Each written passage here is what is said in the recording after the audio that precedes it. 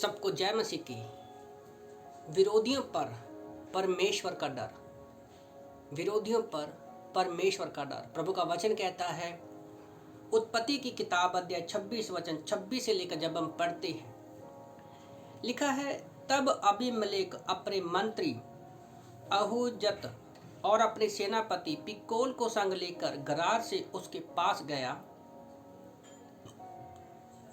27 में लिखा है, इसहाक ने उससे कहा, तुमने मुझसे बैर करके अपने बीच से निकाल दिया था, अब मेरे पास क्यों आए हो। 28 में लिखा है, उन्होंने कहा, मतलब अबीमेलेक ने कहा, हमने प्रत्यक्ष देखा है कि यहोवा तेरे साथ रहता है, इसलिए हमने सोचा कि तू यहोवा की ओर से धन्य है, अतः हमारे तेरे बीच में शपथ खाई जाए, जैसे हमने तुझसे इस विषय में वाचा बांधे।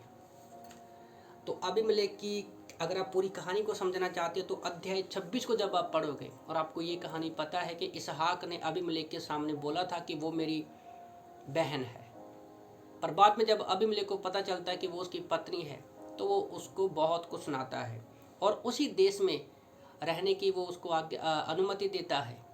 पर थोड़े समय के बाद जब इसहाक को परमेश्वर आशीष देता है और वो कई गुना फल बढ़ता जाता है तो वो उसको बोल देते हैं कि तू हमारे यहाँ से चला जा।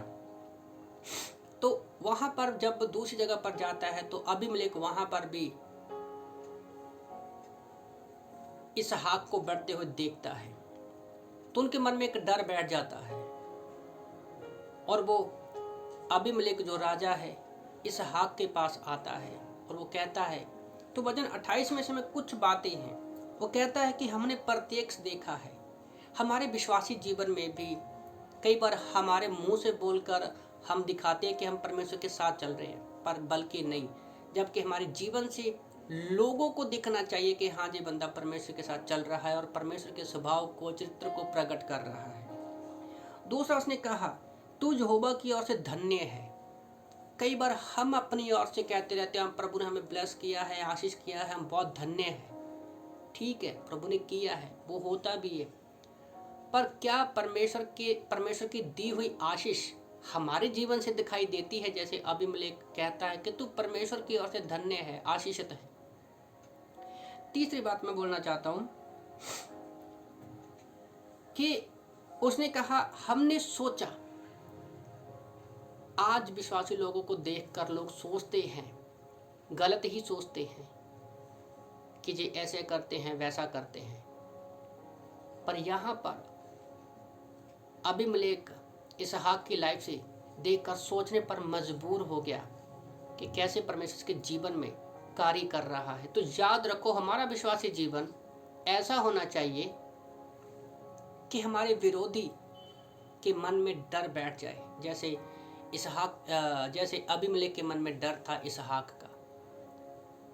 कई बार जब हम ये सोचते हैं कि हम ही बदला लेंगे, हम ही पलटा लेंगे, तब परमेश्वर हमारे जीवन में कार्य नहीं करता। इब्रानी 10:30 में प्रभु का वचन कहता है कि बदला लेना, पलटा लेना और अपने लोगों का न्याय करना मेरा काम है। तो हम वो उस वचन को याद करते हुए अपनी सारी समस्याएं, परेशानी और अपने विरोधियों को भी, अपने सताने वालों को भी हम परमेश्वर के हाथ में दे देते हैं, तब परमेश्वर खुद उनको लेकर आता है। तो 3 चीजें याद रखो कि लोग हमारे जीवन को देख रहे हैं, वो हमारे बारे में सोच रहे हैं और उन्हें पता है कि परमेश्वर ने हमें आशीषित किया है। तो अपने जीवन में जाकर देखो, क्या ये तीनों चीजें आपके जीवन से दिखती हैं? क्या आपके विरोधी के मन में आपके लिए परमेश्वर डर डाला है? आमीन।